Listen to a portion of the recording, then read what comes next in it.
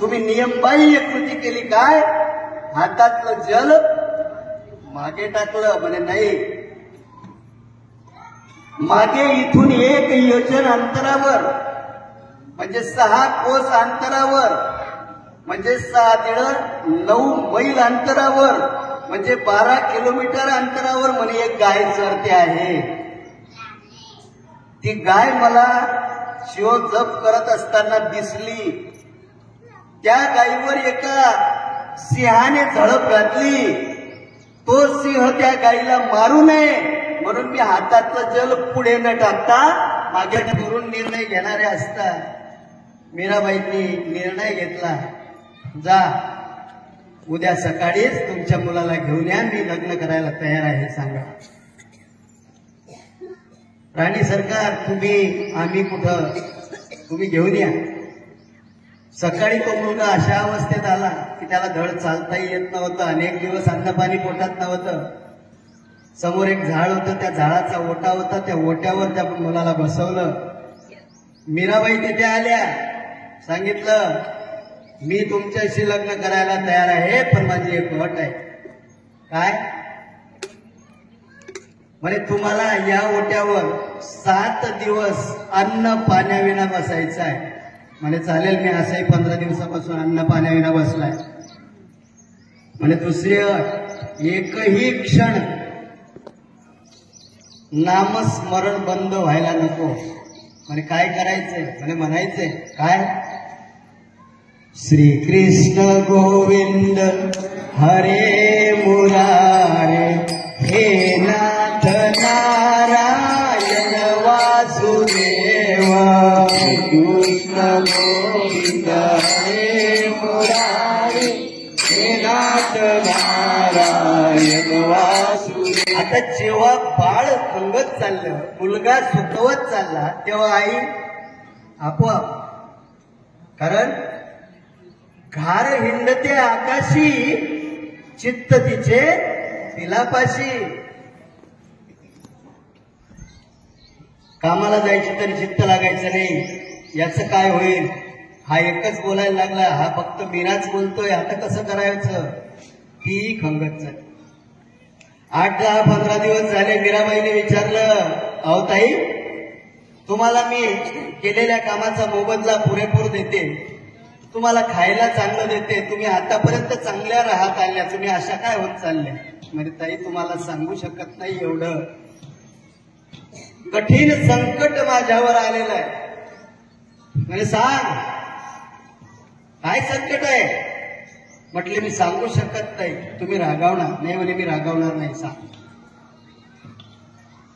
आणि मोठी हिंमत करून त्या नौकर असलेल्या महिलेने मीराबाईला सांगितलं की माझा मुलगा त्या दिवशी आला ना राजवाड्यात पहिल्यांदा, आणि पहिल्यांदाच त्याने तुम्हाला पाहिलं, आणि पाहिल्यानंतर त्याच्या मनाने ठरवलं की लग्न करेल, तर तो मंत्र, जे नाम तारून नेतं, जे नाम जीवाला जगण्यासाठी आवश्यक असलेल्या सर्व बाबी केल्यानंतर सुद्धा तारून नेणारं नाम हे मंत्र रूपाने शरीरात प्रवेश करतं. आणि तेच झालं, वारुळ तयार झालं.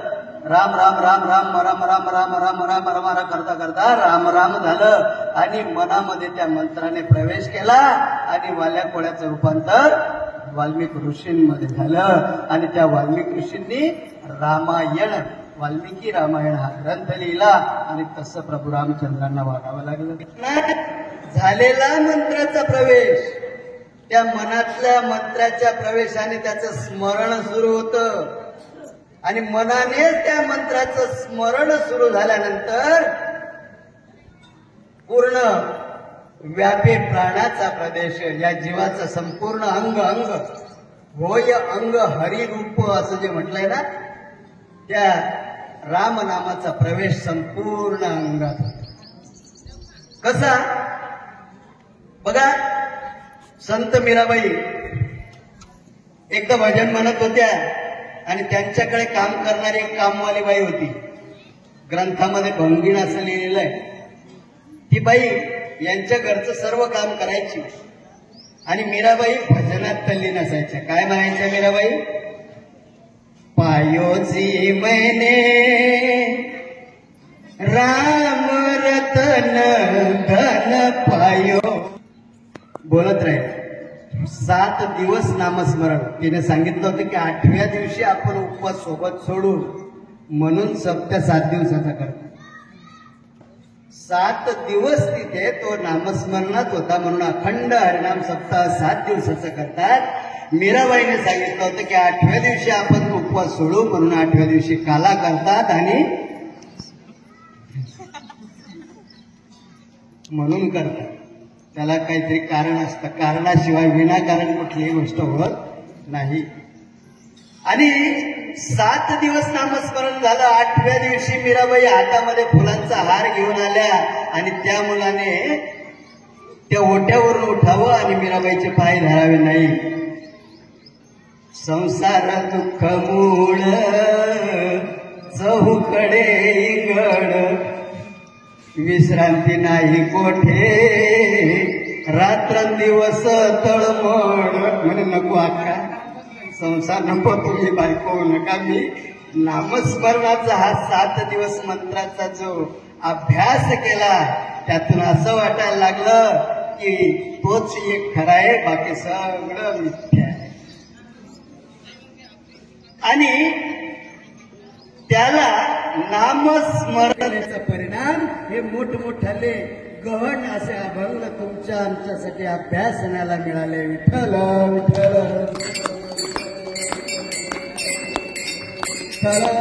विठ्ठल विठ्ठल.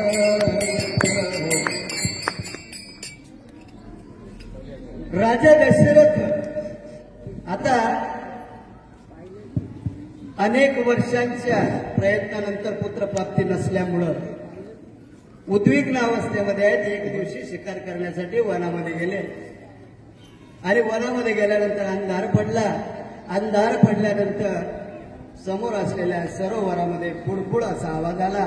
त्यांना वाटलं कोणीतरी प्राणी आलाय, म्हणून बाण मारला आणि तिथे पाणी पिण्यासाठी कोणी प्राणी आलेला नव्हता, तर आपल्या आई वडिलांसाठी पाणी घेण्यासाठी श्रावण बाळ आलेला होता.